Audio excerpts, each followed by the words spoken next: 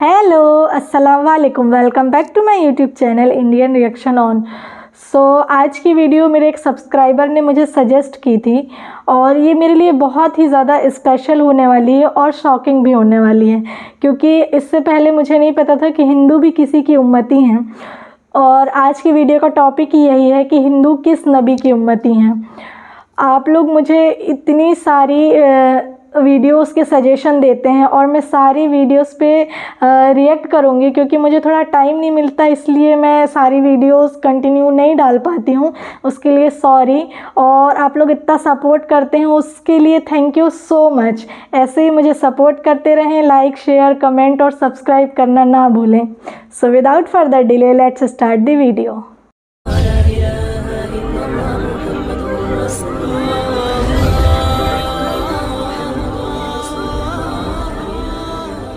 बिस्मिल्लाहिर्रहमानिर्रहीम। अस्सलामुअलैकुम प्यारे दोस्तों, मैं हूँ शाहिद पठान और आप देख रहे हैं अपना प्यारा यूट्यूब चैनल नूर हदीस। दोस्तों, हिंदुस्तान में करीब 100 करोड़ हिंदू आबादी रहती है। तो आज हम जानेंगे कि हिंदू किस नबी की उम्मत है। प्यारे दोस्तों, कुरान करीम में अल्लाह ताला फरमाता है कि हमने हर कौम के अंदर नबी और डर सुनाने वाला भेजा है। और फिर हदीस मुबारका से है हमें ये भी पता चलता है कि पूरी दुनिया की हर कौम और हर एक जगह जहां इंसानियत आबाद थी वहां 1,24,000 पैगंबर भेजे गए, लेकिन इनमें से सिर्फ 25 पैगंबरों का ही जिक्र मिलता है, क्योंकि अगर इन सबके नाम जिंदगी और कौमों के हालात बयान होते तो फिर कुरान इबरत की किताब के बजाय तारीख की किताब ज्यादा मालूम होती। शायद इसीलिए इनका जिक्र करना जरूरी नहीं था। मगर आज हिंदू मजहब के मानने वाले लोगों का दावा है कि उनका हिंदू मजहब मुसलमानों की तारीख से भी हजारों साल पुराना है और ना ही हिंदुस्तान की सरजमीन पर कोई नबी भेजा गया, और उनके पास भी कुरान मजीद की तरह कई किताबें मौजूद हैं जिसमें हिंदू मजहब के लोगों का कहना है कि हमारी किसी भी किताब में किसी भी पैगंबर का कोई जिक्र मौजूद नहीं है, जो कि एक बहुत बड़ा झूठ है। और सूरतुल अंबिया आयत नंबर 107 के अंदर अल्लाह ताला फरमाता है कि हमने आपको तमाम जहान के लिए यानी कयामत तक के इंसानों के लिए हिदायत बनाकर भेजा, जिसका मतलब है कि इसमें हिंदुस्तान की सरजमीन भी शामिल है। तो फिर हिंदू मजहब के मानने वाले इसका इनकार क्यों करते हैं? अगर हिंदुस्तान की सरजमीन पर कोई नबी वाकई नहीं भेजा गया तो फिर ये कौम कैसे आबाद हुई? ये इस सवाल का जवाब तारीख से जानने की कोशिश करते हैं, और ऐसे सवाल के जवाब जानते हैं जो तमाम हिंदू स्कॉलर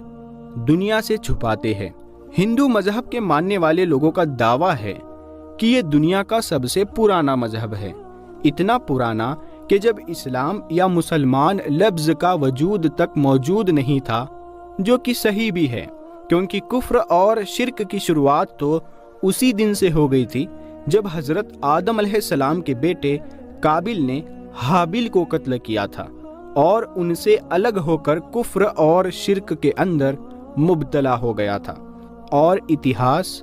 इस बात का भी गवाह है कि हजरत इब्राहीम अलैहिस्सलाम की कौम भी बुत परस्त थी, और इस बात से भी वाकिफ है कि हजरत मूसा अलैहिस्सलाम की कौम ने भी एक वक्त पर सोने के बछड़े की इबादत शुरू कर दी थी। यहाँ तक कि रसूलुल्लाह सल्लल्लाहु ताला अलैहि वसल्लम के ऐलान नबूवत से पहले काबे के अंदर भी 360 मूर्तियां मौजूद थी, जिन्हें मक्का फतह करने के वक्त सहाबाए किराम ने तोड़ तोड़ कर टुकड़े टुकड़े कर दिया, जिससे ये मालूम होता है कि बुत परस्ती तो दुनिया के पहले इंसान हजरत आदम अलैहिस्सलाम की नाफरमान औलाद के बाद से आज तक मौजूद है। मगर इसका ताल्लुक किसी मजहब से नहीं है, बल्कि गुमराही से है, जो कि शैतान उनसे करवाता रहा है। जहाँ तक हिंदुस्तान की सरजमीन का ताल्लुक है तो यहाँ पर उन लोगों की हिदायत के लिए यकीनन कई पैगंबर भेजे गए जिनकी कुछ तालीमात तो आज भी सही हालात में मौजूद है, मगर ज्यादातर को बिगाड़ दिया गया और उसी की वजह से बुत परस्ती और गुमराही शुरू हो गई, क्योंकि उनकी किताबों में आज भी एक खुदा की इबादत का हुक्म दिया गया है। उन्हें भी ये बताया गया है कि खुदा का कोई शरीक नहीं है, वो एक है, उसकी औलाद औलाद नहीं, मगर फिर भी उसकी कई मूर्तियां बनाकर, उसके शरीक खुदा बनाकर उसकी पूजा होती है। और आज तक हिंदू मजहब के अंदर छोटे बड़े मिलाकर 36 करोड़ देवी देवता माने जाते हैं, या यूं कहे कि आज तक 36 करोड़ बुत बनाए जा चुके हैं। हिंदू स्कॉलर्स का ये दावा है कि इस्लाम की शुरुआत आज से 1400 साल पहले हुई और हिंदू मजहब दुनिया का सबसे पुराना मजहब है। इसीलिए इस्लाम का हिंदुस्तान की सरजमीन से कोई ताल्लुक नहीं। मगर ये कम अक्ल इस बात को नहीं जानते कि दुनिया का पहला पैगंबर ही हिंदुस्तान की सरजमीन पर उतारा गया था। पहला पैगंबर ही क्या, वो तो इस दुनिया के पहले इंसान भी थे। जी हाँ, और वो है हजरत आदम अलैहिस्सलाम। आप अलैहिस्सलाम को दुनिया में उस वक्त हिंदुस्तान की सरजमीन श्रीलंका की पहाड़ी पर उतारा गया था, जहां आज भी उनके कदम का निशान मौजूद है। यानी इस सरजमीन पर पहला कदम ही एक मुसलमान पैगंबर ने रखा था, जिसका मतलब साफ है कि इस्लाम की शुरुआत अरब मुल्क से नहीं बल्कि हिंदुस्तान से हुई। और मुसलमान लफ्ज का मतलब है अपनी ख्वाहिशों को रब के हवाले करने वाला और उसका हुक्म मानने वाला इंसान। अब हैरत अंगेज करने वाली बात यह भी है कि आदम संस्कृत जबान का लफ्ज है, जो कि हिंदुस्तान की सरजमीन की पुरानी जुबान है, ना कि अरब की जबान। और संस्कृत में आदम का मतलब है पहला, शुरुआती या असली। और आदम अलैहिस्सलाम को कदीम संस्कृत की किताबों के अंदर मनु कहकर पुकारा गया है। अगर हिंदू किसी तरह से उनके वजूद का इनकार करने की कोशिश करे तो ऐसा बिल्कुल नामुमकिन है, क्योंकि उन्हीं की मुकद्दस किताब ऋग्वेद और पुराण में आदम अलैहिस्सलाम की पैदाइश और फरिश्तों का उनको सजदा करना और आदम अलैहिस्सलाम की पसली से हजरत हव्वा की पैदाइश और शैतान का इन दोनों को बहकाकर जन्नत से निकलवाना और फिर जमीन पर उतार देने का जिक्र मौजूद है। बिल्कुल ऐसे ही जैसे कुरान पाक की सूरह बकरा में और इसी तरह इंजील में भी आपका जिक्र किया गया है। इसका मतलब अगर इन तीनों दुनिया की सबसे बड़ी नायाब किताबों के अंदर एक जैसी चीजें मौजूद है तो इनका सोर्स भी एक ही होना चाहिए, यानी एक खुदा। और एक खास बात यह है कि श्रीलंका की सरजमीन से हिंदुस्तान की सरजमीन को जोड़ने के लिए कुदरती पुल आज भी हजारों साल से पानी के दरमियान मौजूद है, जिसका बनना कोई इत्तेफाक नहीं। अब सबसे अहम सवाल ये है कि हिंदुस्तान की सरजमीन पर जिस भी पैगंबर को भेजा गया होगा, क्या उसके बारे में हमें तारीख में कुछ सबूत मिलते हैं? मगर सबसे पहली तो ये बात है कि हिंदू नाम का कोई मजहब तारीख के अंदर कहीं पर मौजूद ही नहीं है, और ना ही हिंदू मजहब की किसी किताबों में और ना ही कोई और आसमानी किताब में। मसलन तौरात, ज़बूर और इंजील के अंदर इस हिंदू मजहब का नाम का कोई जिक्र मौजूद नहीं है। बल्कि एक बात जरूर है, कभी किसी जमाने में सिंधु नदी के करीब रहने वाले लोग थे, वो अपने इलाके के नाम की वजह से नाम को बिगाड़कर हिंदू कहलाए जाने लगे, जबकि असल में इनका ये मजहब संस्कृत जुबान के अंदर हिंदू नाम से नहीं बल्कि सनातन धर्म के नाम से मौजूद है। जैसे अरब के लोगों को अरबी कहा जाता है, वैसे ही हिंदुस्तान के लोगों को सिंधु नदी के ऊपर से हिंदू नाम का लक़ब मिला। लेकिन असल जो धर्म है, जिसको संस्कृत जबान में सनातन धर्म के नाम से जाना जाता है, जिसका अरबी में मतलब है मजहब पर कायम रहने वाला, जिसका बिल्कुल ऐसा ही मतलब कुरान करीम की सूरह रूम के अंदर भी मौजूद है। जहां पर इस्लाम को हमेशा बाकी रहने वाला दीन कहा गया है, यानी सनातन धर्म का मतलब भी मजहब इस्लाम है। और तारीख के हवालों और मजबूत दलीलों से ये पता चलता है कि इनके वेदों में हजरत नूह अलैहिस्सलाम का जिक्र भी साफ तौर पर किया गया है, जिसमें उन्हें नूहा कहा गया है। वेदों में पैगंबर को मनु कहा गया है और नूह अलैहिस्सलाम को बड़े सैलाब वाला मनु कहकर बयान किया गया है। और उनकी कश्ती से लेकर सैलाब तक का तमाम वाक़या तफसील से मौजूद है, जैसे कि कुरान की सूरे हूद के अंदर भी बयान है और वेदों में लिखा है कि जब बड़े सैलाब के बाद दुनिया फिर से आबाद होगी तो मैं उन वेदों को नाफिज करूंगा। और कुरान के अंदर भी हजरत नूह के तूफान के बारे में बयान किया गया है। याद रखें दोस्तों, हिंदुओं में यानी सनातन धर्म में पुराण है, हमारे यहाँ कुरान है। तो पुराण के अंदर भी हजरत नूह अलैहिस्सलाम के तूफान के बारे में बयान किया गया है और ये भी बताया गया है कि उस मनु को खुदा ने कश्ती बनाकर उसके अंदर जानदार को सवार करने का हुक्म दिया, जिसके बाद एक अजीम तूफान आया जिसमें हिंदुस्तान की सरजमीन पर जिंदगी को खत्म कर दिया। अब ये बात तो साफ है कि नूह लफ्ज संस्कृत की किताब के अंदर भी मौजूद है, जिसका मतलब है कश्ती वाला, जो कि अरबी जबान के अंदर भी है। इन सब बातों से एक बात बिल्कुल आईने की तरह साफ है कि हिंदुस्तान की सरजमीन और नूह अलैहिस्सलाम के दरमियान एक ताल्लुक मौजूद है। और तूफान के बाद जिन वेदों को लाने की बात की गई थी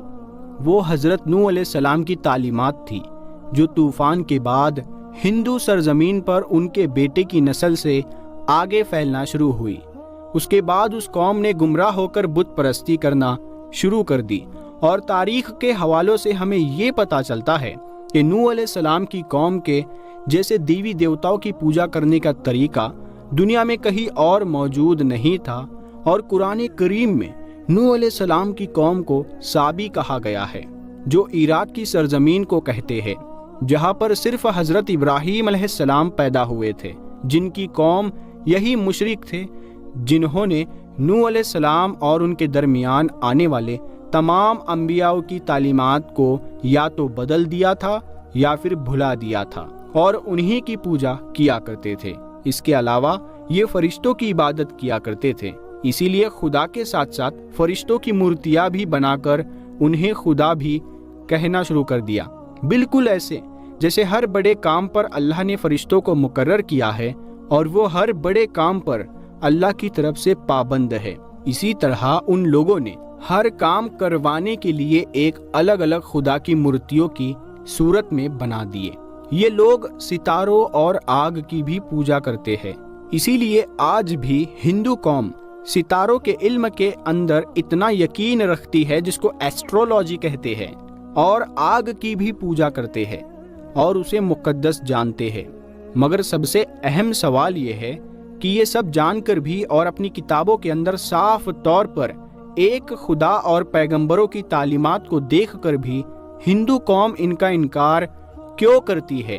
क्यों नहीं मानती कि अल्लाह के वादे के मुताबिक उनकी कौम के अंदर भी अल्लाह का पैगाम उतारा गया है, उन्हें भी डर सुनाया गया है? इस बात को समझने के लिए आपको सही बुखारी की एक हदीस मुबारका के बारे में जानना होगा। हजरत अबू सईद खुदरी रदी अल्लाह ताला अन्हु से रिवायत है कि रसूल करीम सल्लल्लाहु ताला अलैहि वसल्लम ने फरमाया कि कयामत के दिन जब हजरत नूह अलैहिस्सलाम और उनकी कौम को बुलाया जाएगा और अल्लाह ताला नूह अलैहिस्सलाम से ये सवाल करेगा कि क्या आपने अपनी कौम तक मेरा पैगाम पहुंचा दिया था, तो हजरत नूह अलैहिस्सलाम फरमाएंगे कि बेशक मेरे मालिक। इसके बाद नूह अलैहिस्सलाम की कौम से पूछा जाएगा कि क्या नूह ने मेरा हुक्म तुम तक पहुंचा दिया था, तो वो लोग इनकार करेंगे कि नहीं, हमारे पास कोई भी डर सुनाने वाला नहीं आया, हमें आपका कोई पैगाम नहीं मिला। अल्लाह ताला नूह अलैहिस्सलाम से फरमाएंगे कि आपका गवाह कौन है, तो हजरत नूह अलैहिस्सलाम फरमाएंगे कि मेरे गवाह हजरत मोहम्मद मुस्तफ़ा सल्लल्लाहु ताला अलैहि वसल्लम है और उनकी उम्मत है। फिर तुम लोगों को पेश किया जाएगा اور تم لوگ گواہی دینا کہ نوح علیہ السلام نے اپنا پیغام یا اللہ کا پیغام پہنچا دیا تھا۔ جس کے بعد نبی کریم صلی اللہ تعالی علیہ وسلم نے سورہ بقرہ کی آیت 143 پڑھی، اور اسی طرح سے ہم نے تمہیں درمیانی امت بنا دیا تاکہ تم لوگوں پر گواہ رہو اور رسول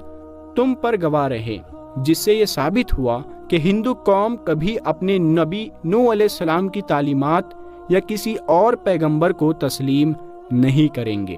اور ہندوستان کی سرزمین کا اصل مذہب اسلام ہی ہے، جو کہ بگڑ کی وجہ سے اپنی اصل شکل کھو چکا ہے۔ آج یہ ہماری ذمہ داری ہے کہ ہم ان لوگوں تک اللہ کا صحیح پیغام صحیح حالت میں پہنچائیں، کیونکہ ہمارے رسول صلی اللہ تعالی علیہ وسلم کو تمام جہان کے لیے رحمت بنا کر اور ڈر سنانے والا بھیجا گیا ہے، اور اب قیامت تک کسی رسول اور پیغمبر کو نہیں آنا۔ اسی لیے یہ کام اب امت مسلمہ کے ذمے ہے، جس سے قیامت کے روز اس بارے میں سوال کیا جائے گا۔ آج کی ویڈیو بہت انفارمیٹیو تھی اور بہت میرے لیے ڈیفیکلٹ تھی سمجھنے میں نے اس میں بہت ساری چیزیں تو سنی جو میرے لیے بھی نئی تھی، جیسے کہ اس میں یہ بتایا گیا کہ ہندو کے لیے بھی ایک نبی آئے تھے، ہندوؤں کے لیے بھی ایک نبی تھے، بٹ میرا یہ کہیں نہ کہیں لائک یہ چیز ہے نا کہ مجھے میرے من میں اس میں یہ کوشچن آیا کہ جیسے سارے ریلیجنس کہیں نہ کہیں مسلم ریلیجن سے کنیکٹ کرتے ہیں، مجھے صرف سکھزم کا اتنا نہیں پتہ، لیکن میں عیسائیوں کا اور یہودیوں کا، یہ دو ریلیجن ہیں جنہیں میں جانتی ہوں جو اسلام سے بہت زیادہ کنیکٹڈ ہیں۔ تو پھر ہندو ایک ایسا ریلیجن ہے جو کسی سے کہیں سے کیسے بھی کنیکٹڈ نہیں، جیسے مجھے ایسا لگتا تھا پہلے جب میں بچپن میں کہ اگر ہندو والا جو کانسیپٹ ہے وہ صرف رامائن اور گیتا سے آیا ہے، بٹ جب میں ابھی پڑھنا اسٹارٹ کی تو مجھے بہت ساری چیزیں جو سمجھ میں آئیں، ہندوؤں کو بھی میں نے بہت ساری چیزیں جاننا اسٹارٹ کی۔ پہلے تو مجھے اتنا نالج نہیں تھا، لیکن ہاں ابھی مجھے بہت کچھ، جیسے میں اسلام کو جان رہی ہوں تو جیسے کبھی کمپیریٹیو آتا ہے کہ لائک ہندو مسلم والا، تو میں اس میں سرچ کر لیتی ہوں، جان لیتی ہوں، پر میں نے کبھی یہ چیز نہیں دیکھی کہ ہندو کی کوئی بھی باتیں اسلام سے میچ کرتی ہوں، کوئی بھی چیزیں کہیں سے۔ اس میں جیسے تو بتایا گیا ایک خدا والا، پر ہندو مانتے نہیں ہیں۔ مجھے ایسا لگتا ہے کہ ہندو اپنی کتاب کو نہیں مانتے، جیسے کہ وید پران کو اتنی امپورٹنس نہیں ملتی جیسے قرآن کو، لائک جیسے مسلمس کے لیے قرآن امپورٹنٹ ہے اور کرسچن کے لیے بائبل، تو ایسے ہمارے لیے صرف، میرے کو ایسا لگتا ہے کہ صرف گیتا اور رامائن ہی امپورٹنٹ تھی۔ تو مجھے اتنا نالج نہیں ہے، تو آپ لوگ مجھے پلیز ضرور یہ چیز کلیئر کریے کہ کیسے ہندوازم جو ہے وہ اسلام سے کنیکٹ کرتا ہے، اور اس چیز کو لائک میں اور جاننا چاہتی ہوں کہ جیسے اس میں بتایا گیا کہ جو فرسٹ پروفٹ تھے، پروفٹ آدم، وہ سب سے پہلے انڈیا میں ہی آئے تھے، ٹھیک ہے، تو وہ چیز تو سمجھ آئی، اور ان کے ٹائم سے ہی یہ شرک والی جو چیزیں ہیں وہ ان کے ٹائم سے اسٹارٹ ہو گئی تھیں، تو وہ آج تک وہ چیز کنٹینیو ہوتے جا رہی ہیں۔ پر وہ جیسے پروفٹ آدم جی کے ٹائم پہ جو چیزیں ہوئی وہ آج نہیں ہیں، شرک تو ہے، لوگ تو کرتے ہیں، پر وہ چیزیں نہیں ہیں، تو کہیں نہ کہیں وہ کیسے بھی ہو ایک دوسرے سے کنیکٹ کرتی ہیں باتیں۔ پر صرف یہی کانسیپٹ مجھے سمجھ نہیں آیا کہ ہندوازم کیسے اسلام سے آپس میں کنیکٹ کرتے ہیں، تو یہ آپ مجھے ضرور کمنٹ باکس میں بتائیے گا کہ اس کا، اور میں اس کو کس طریقے سے سمجھوں۔ اور اگر آپ لوگوں کو میری ویڈیو اچھی لگتی ہو تو پلیز لائک شیئر سبسکرائب کرنا نہ بھولیں۔ ملتے ہیں نیکسٹ ویڈیو پہ، سائننگ آف۔